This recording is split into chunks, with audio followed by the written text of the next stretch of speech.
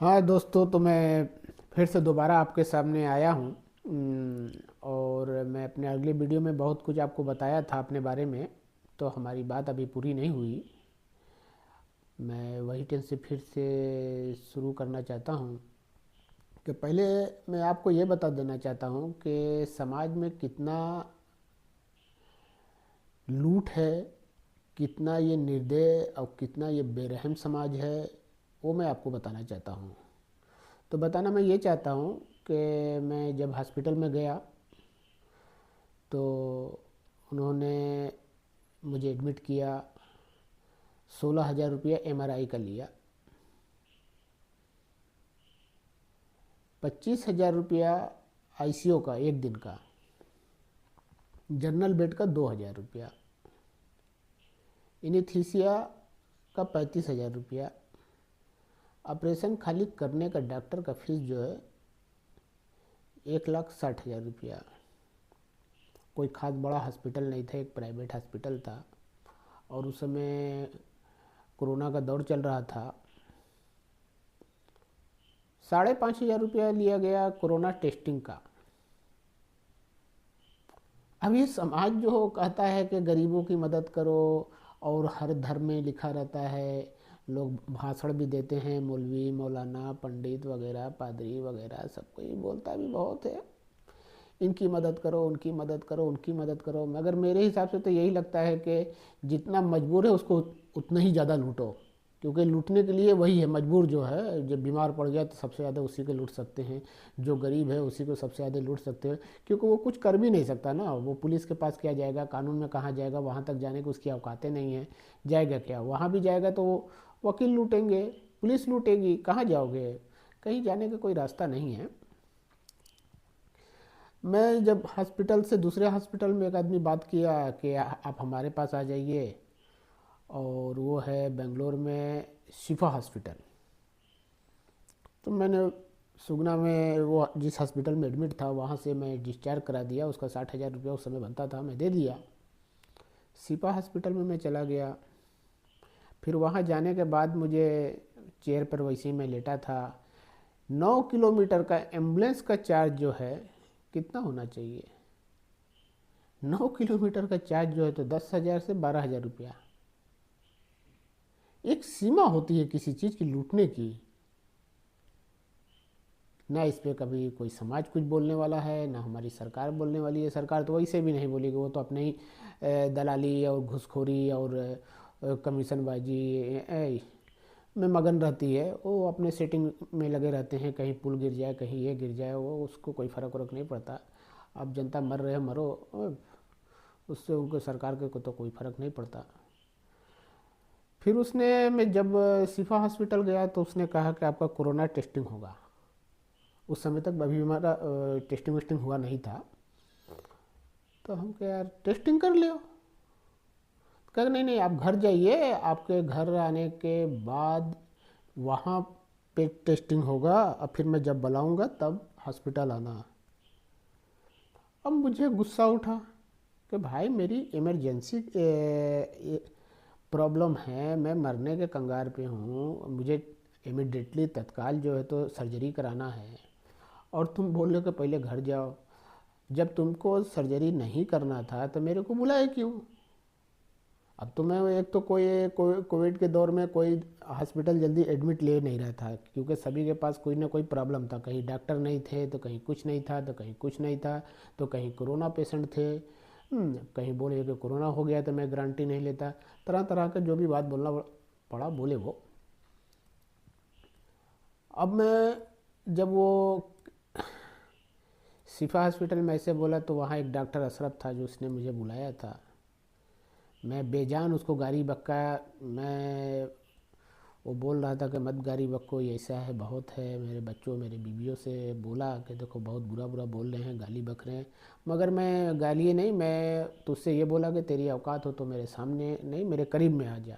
और वो, अगर मैं सच बोलता हूँ दोस्तों, अगर मेरे करीब आ गया होता तो मैं उसका गला पकड़ लेता दांत से और काट के ही छोड़ता। ये मैं सोच लिया था, मगर वो मेरे करीब में नहीं आया। एक 5-6 फीट दूरी पर था, मुझे मैं उसको बुला रहा था, आया तो नहीं। मैं बहुत उठने की कोशिश किया कि चलो उसको मैं किसी तरह से पकड़ लूँ, मगर मैं पकड़ तो नहीं पाया। मैं गलत कहाँ पे था? मैंने उससे यही पूछा कि भाई जब आपको सर्जरी नहीं करना था तो मेरे को बुलाया क्यों?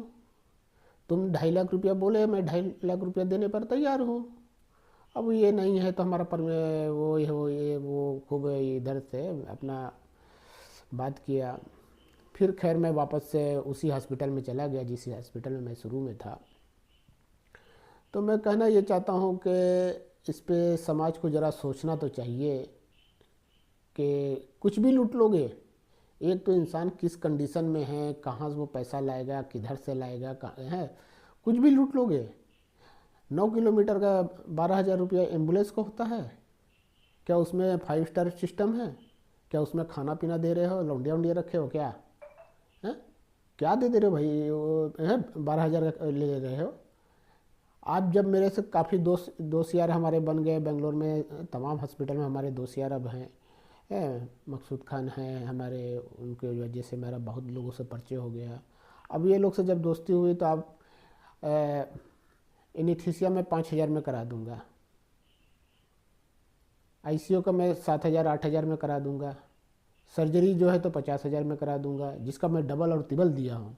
वही पेशेंट सेम हो तो अभी ये लोग एक पेशेंट था मैत्री हॉस्पिटल में, उसका टोटल खर्चा हुआ 2.5 लाख रुपया। स्क्रूप भी लगाए, उसका स्पाइन का प्रॉब्लम था और स्क्रूप भी लगाए, सर्जरी भी किए, वो चलने भी लगा। बड़ा अच्छा ऑपरेशन किया डॉक्टर शिव कुमार ने और आज के डेट में वो चलता है।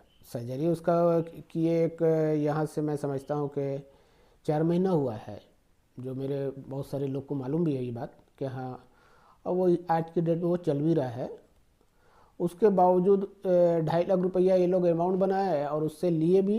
बाद में मकसूद ने भी उसका कम कराया, वो 60,000 रुपया और भी कम कराया उसको, यानी कि 2 लाख के अंदर अंदर उसका पूरा खेला ख़त्म हो गया।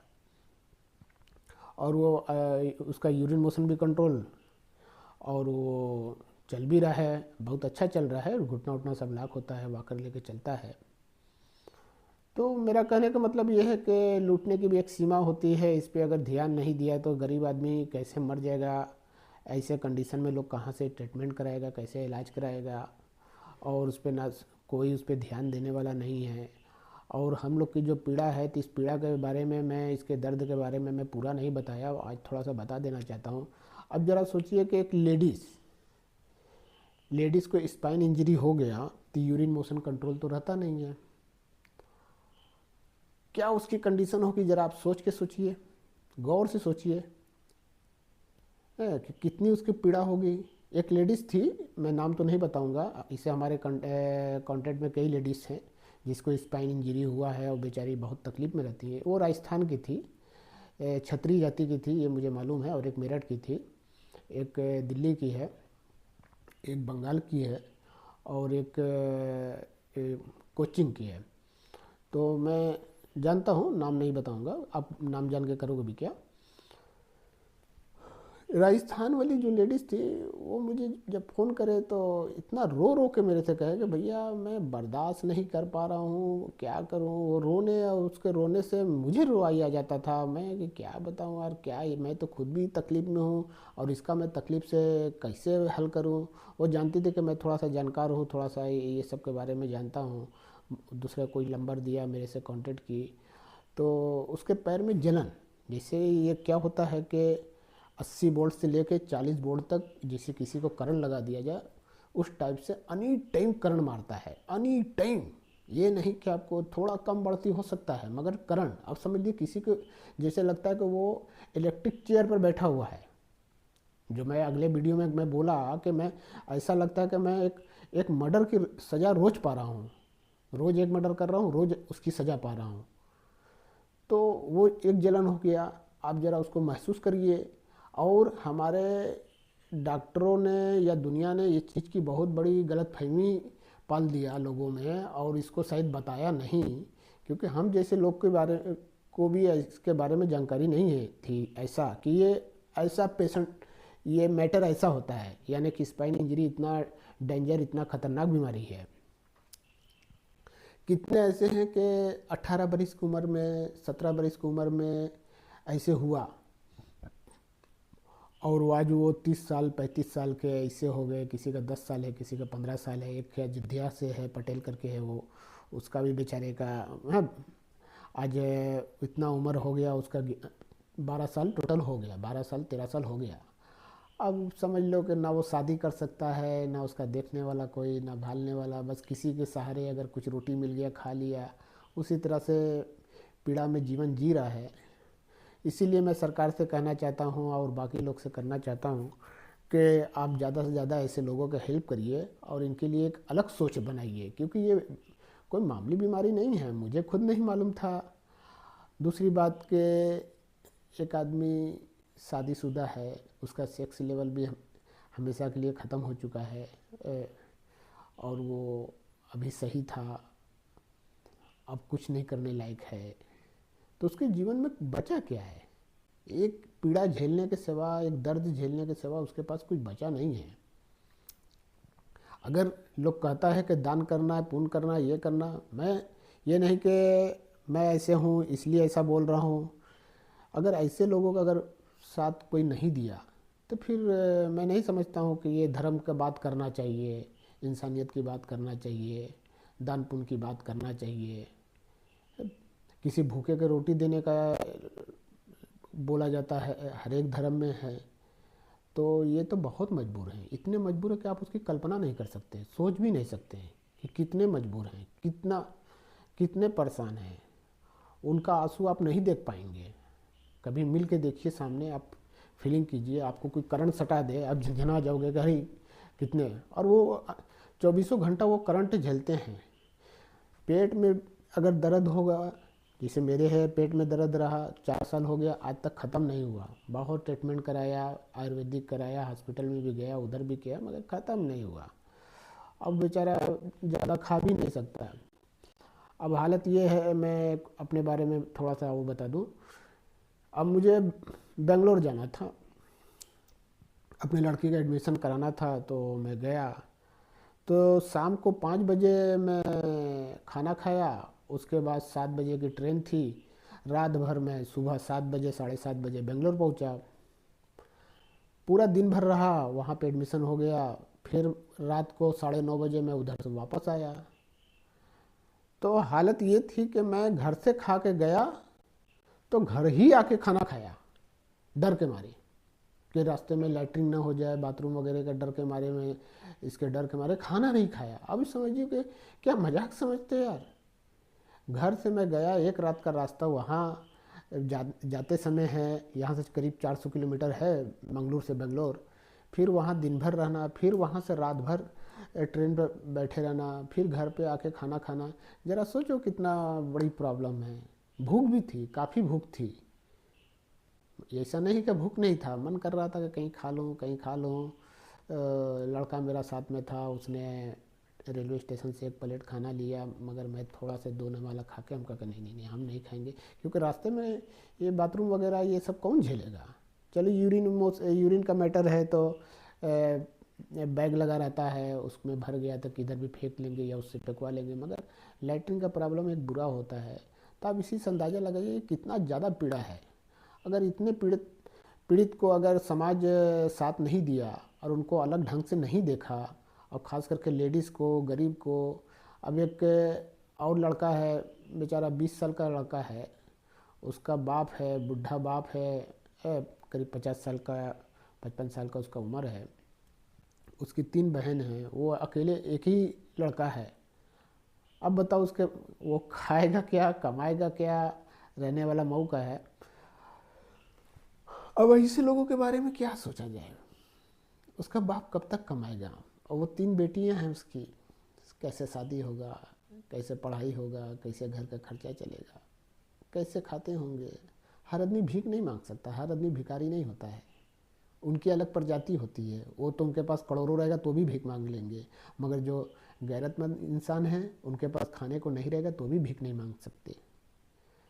तो हम ये समाज से कहेंगे, चाहे फिल्मी दुनिया हो, क्रिकेटर हो, जो भी दया पे ऐसे चीज़ पर उनको तरस आता है, तो ऐसे लोगों की भरपूर मेहनत करें, भरपूर मेहनत करें, मेहनत करके उनको उनके ऊपर मदद करें, भरपूर मदद करें, और उनके लिए चाहे तो बहुत कुछ कर सकते हैं और नहीं करना है तो कुछ नहीं कर सकते हैं। आज क्रिकेट है, खेल है, कूद है, तमाम अड़ोर करोड़ों करोड़, हजारों हजार करोड़, लाखों करोड़ का घोटाला होता है, ये होता है, वो होता है, मगर ऐसे लोगों को देने के लिए किसी के पास कुछ नहीं है। जब नहीं है तो मत दो, मत दो, कोई बात नहीं, मगर फिर इंसानियत की बात करना बंद कर दो, फिर बंद कर दो। हम लोग कोई भी अपना रास्ता देखेंगे, जैसे जी रहे जिएंगे, मरेंगे, जो भी करेंगे, क्योंकि एक आदमी को बिगड़ जाने से पूरे घर की फैमिली का फ्यूचर खराब हो गया, पूरे पूरे घर का फ्यूचर खराब हो गया। उसका दर्द सोचो, उसका दर्द इतना बड़ा दर्द है कि उससे बड़ी कोई सज़ा हो नहीं सकती है। शायद डॉक्टरों ने इस बात के बारे में छिपा रखा, उनको उजागर करना चाहिए था कि क्या इतना भी पीड़ा होता है। मैंने तो कल्पना भी नहीं किया था कि ये ऐसा दर्द होता है, ऐसा तकलीफ़ होता है, मैं कल्पना में भी नहीं किया था कि ऐसा भी होता है।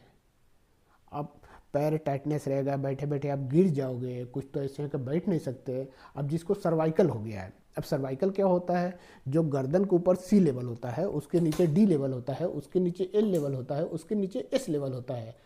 तो जिस लेवल पे चोट लगता है उस लेवल के नीचे वो सुन्न हो जाता है, यानी कि उसको काट भी दिए, जैसे ये पैर है मेरा, इसको काट भी देंगे तो कुछ फर्क नहीं पड़ेगा, मुझे कुछ पता ही नहीं चलेगा।